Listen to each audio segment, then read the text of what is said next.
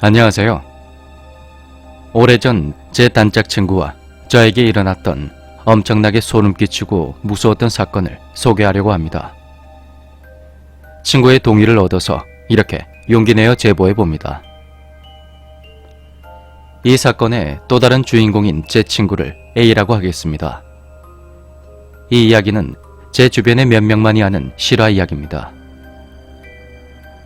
A와 저는 1977년생으로 둘 다 서울 서초동에서 태어나서 유치원부터 고등학교까지 학교를 같이 다녔습니다. 저는 많이 밝고 활발하고 대담한 성격이었고 A군은 조용하고 침착한 성격이었죠. A의 부모님은 A가 9살 때 교통사고로 돌아가셨고 그 후로 큰 고모댁에서 자라나게 됩니다. 주위에서는 이렇게 성격이 다른 우리가 항상 붙어 다니는 것을 신기해했지만 우린 이보다 더 잘 맞을 수 없는 아주 친하고 특별한 사이였습니다. A와 저는 속마음을 모두 털어놓을 정도로 각별한 사이였죠. 시간이 흘러 각자 대학에 입학을 하면서 A는 장학금을 받고 일본 유학을 갔고 전 한국에 남으면서 한동안 연락이 뜸했습니다. 그렇게 또 시간이 흘러 A는 대학 졸업 후 군대에 다녀온 후 바로 한국 모 대기업에 취직이 되면서 다시 한국에 정착하게 됩니다. 그때쯤 저도 취직이 되면서 다시 예전처럼 친해질 수가 있었습니다. 그런데 A는 조금 내성적인 성격 탓인지 회사 생활에 잘 적응하지 못한 것 같았습니다.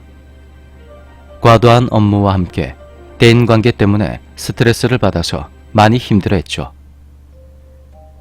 저와 자주 만나 이야기도 하고 운동도 하곤 했지만 A에겐 별 도움이 되질 않았습니다. 그렇게 힘들게 하루하루 버티던 A는 입사 3년차부터 서서히 두통을 호소하기 시작했습니다. 처음에는 일주일에 한두 번 정도 가끔 생기던 그 두통이 점점 그 횟수와 강도가 심해져서 결국 잠든 시간을 제외한 나머지 시간은 극심한 두통에 항상 시달리게 됩니다. 더 이상 두통약도 들지가 않고 그것 때문에 A는 병가를 내고 집에 들어눕게 되죠. 한국에서 제일 크다는 대학병원에서 온갖 정밀검사를 받아봤지만 큰 이상이 없고 스트레스가 원인이 되는 심리적인 증상이라는 그런 결과만 들을 수가 있었습니다. 저는 A를 데리고 제 작은 아버지가 계신 다른 종합병원에서 검사도 해봤지만 결과는 마찬가지였습니다. A는 정말 침울해했고 도와줄 수 없었던 저 또한 마음이 아팠지만 곧 회복돼서 보란듯이 잘 살 거라 위로하며 희망을 주려 노력을 했습니다. 그로부터 2달간 A는 집에서 혼자 매일 두통과 싸우며 제대로 먹지도 자지도 못하는 그런 생활을 했습니다. 몸무게가 무려 15kg나 빠지면서 정말 이게 내 친구 A가 맞나 싶을 정도로 점점 피폐해지고 괴이한 모습으로 변해가는 것입니다. 사건은 이맘때부터 일어납니다. 평소에 귀신의 존재라든가 가위와 같은 현상에 대해선 경험도 관심도 전혀 없던 그 A가 매일 가위에 눌리고 귀신을 보기 시작했다는 겁니다. 그러던 어느 날 A에게서 전화가 걸려왔습니다.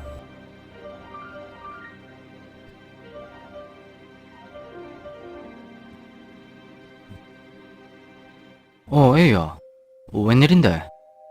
낮에 내한테 전화도 하고 오늘은 좀 덜 아프나?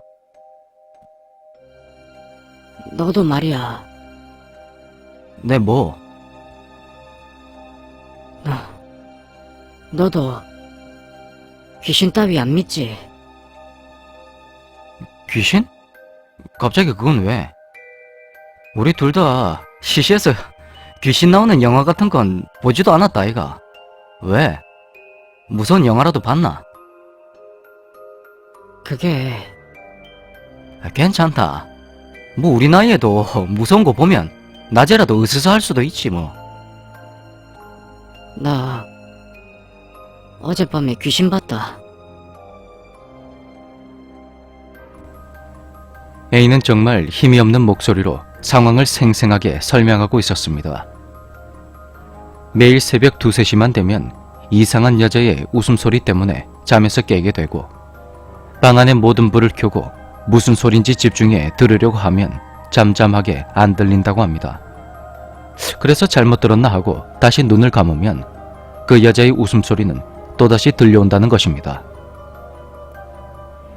이것이 며칠 반복이 되다가 가위에 눌리기 시작했고 처음에는 몸이 굳어지더니 이제는 귀신이 보인다는 겁니다.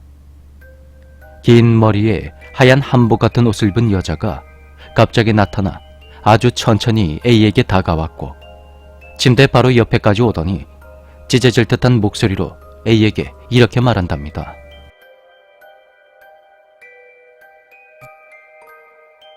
넌 이제 내 거야.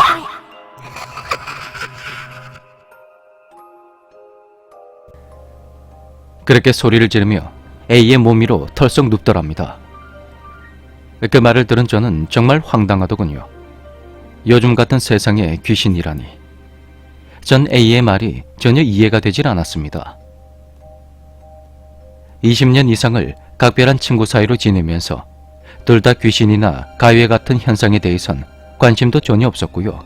이야기를 나눠본 적도 없었습니다. 그런데 뜬금없이 가위에 자주 눌리고 귀신을 본다는 A의 말에 전 어떤 말을 해줘야 할지 참 난감했죠. 일단 A는 환자이고 너무 무서워하는 것 같아서 저는 네가 몸이 너무 허해져서 그런 것 같으니까 좀 더 쉬어야겠다며 그렇게 A를 진정시키려 노력을 했습니다. 그러자 A가 나 너무 무서워서 그러는데 이번 주말에 꼭 나를 보러 와줘.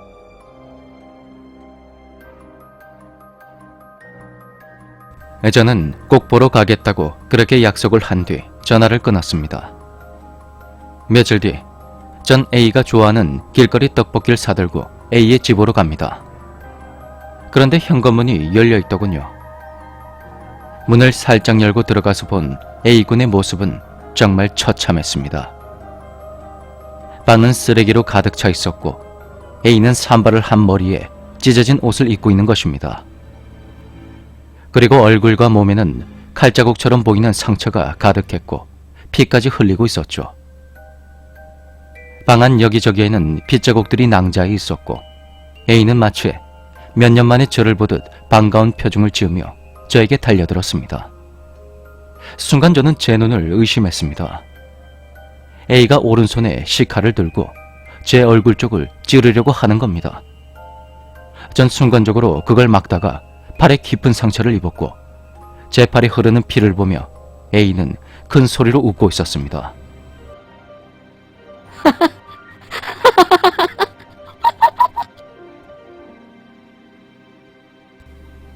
저는 이게 어떤 상황인지 파악이 잘 되지 않았고 A를 피해야 하는 건지 아니면 어떻게든 A가 정신을 차리도록 그렇게 해야 하는 건지 도무지 판단이 서질 않는 것입니다. 잠시 몇 초간의 정적이 흐른 후 A는 들고 있던 칼을 바닥에 던지더니 울면서 저에게로 다가와 미안하다며 절 안아줬습니다. 전 속으로 A가 너무 아프다 못해서 미쳐버린 건가 싶어 마음이 복잡해지기 시작했죠. 바로 그때 저는 저를 안고 울고 있던 A의 아주 작은 웃음소리를 듣게 됩니다.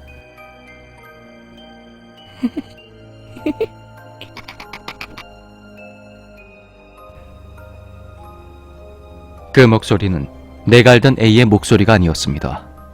어떤 여자의 가느다랗고 부서질 듯한 그 소리가 또다시 들려왔습니다.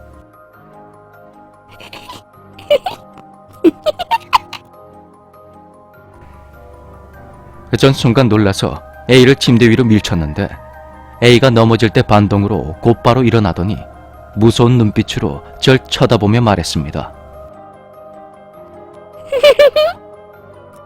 야, 이제 너도 내 거야. A는 큰 소리로 외치며 절 향해 달려들었고 전 A를 피해 방문을 닫고 그 길로 A의 집을 빠져나왔습니다.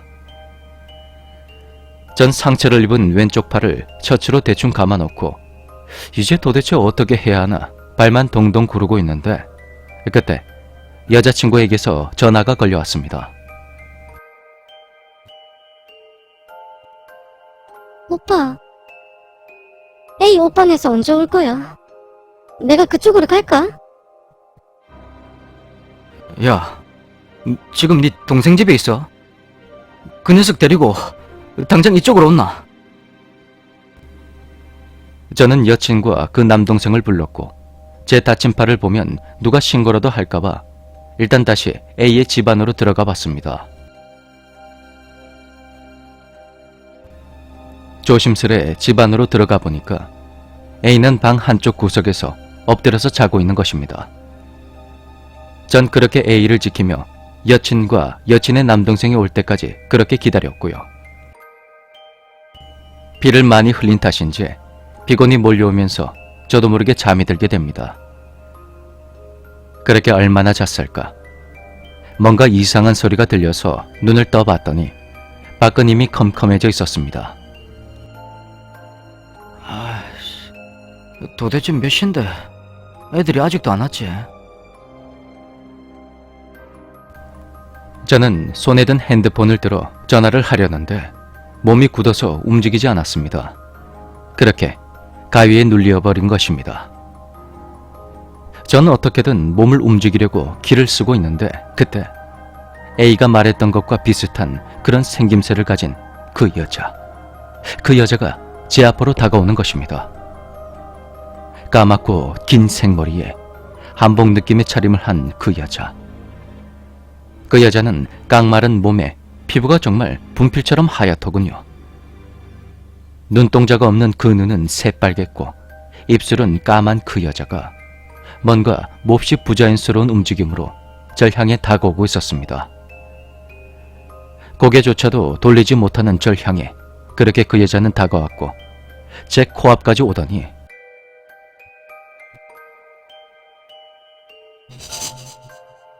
이제 너도 내 거다. 그렇게 소리치며 제 위에 앉으려는 신용을 했고 전 그때 알았습니다. 아, 이렇게 귀신에 씌이는 거구나 하고 말이죠. 제가 정신을 차렸을 땐 이미 이틀이 지난 뒤였고 전 왼팔에 깁스를 한 채로 제 방에 누워 있었습니다. 일어나서 마루로 나가자 마침 다같이 모여있던 가족들이 절 반겨 주었죠. 제가 도대체 어떻게 된 건지 묻자 부모님은 잠시 머뭇거리시더니 어차피 알게 될 거라며 이렇게 말씀해 주셨습니다. 제가 그렇게 귀신이 씌이자마자 바로 여친과 그 동생이 A의 집에 도착을 했답니다. 시간은 오후 4시경으로 제가 전화를 끊은 후 30분이 채 지나지 않은 때였답니다. 집안에 들어와 봤더니 A군은 쓰러져 있고 저는 벼루로 다친 제 왼쪽 팔을 웃으면서 그렇게 찢고 있었다고 하더군요. 여친과 동생은 너무 놀라서 일단 자해를 하는 절 같이 붙잡았고 그렇게 말린 뒤 119나 경찰에 신고를 하려 했답니다. 하지만 여친은 제가 얼마 전 A군이 귀신을 봤다고 하는 말이 그 말이 생각이 났고 일이 커질 것 같아서 일단 저희 부모님께 연락을 했다고 합니다.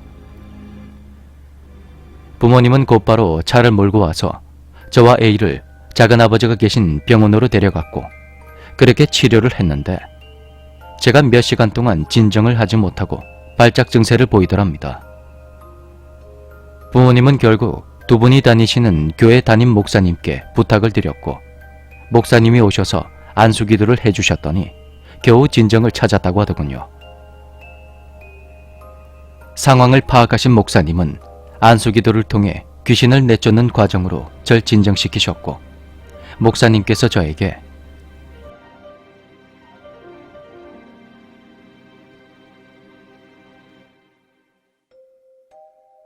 너의 이름은 무엇이냐? 그렇게 물었더니 귀신이 제 입을 통해서 여자의 목소리로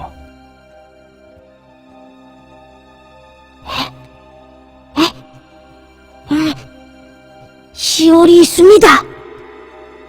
A가 날 버려서 난 A를 갖기 위해 여기에 왔다. 이 더러운 귀신아, 넌 왜 여기 있느냐? 이 두 사람이 너무 갖고 싶어졌어.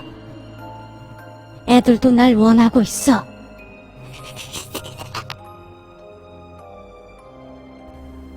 그렇게 말하면서 소름 끼치는 목소리로 울부짖었다고 합니다. A는 2주 정도 입원해 있었는데 그 사건 이후로는 두통도 사라졌답니다. 그리고 A가 어느 날 잠을 자면서 귀신을 보고 난 뒤 사람들의 부축을 받으며 제 아버지의 차에 탈 때까지 그 며칠의 모든 일들이 전혀 기억나지 않는다고 했습니다.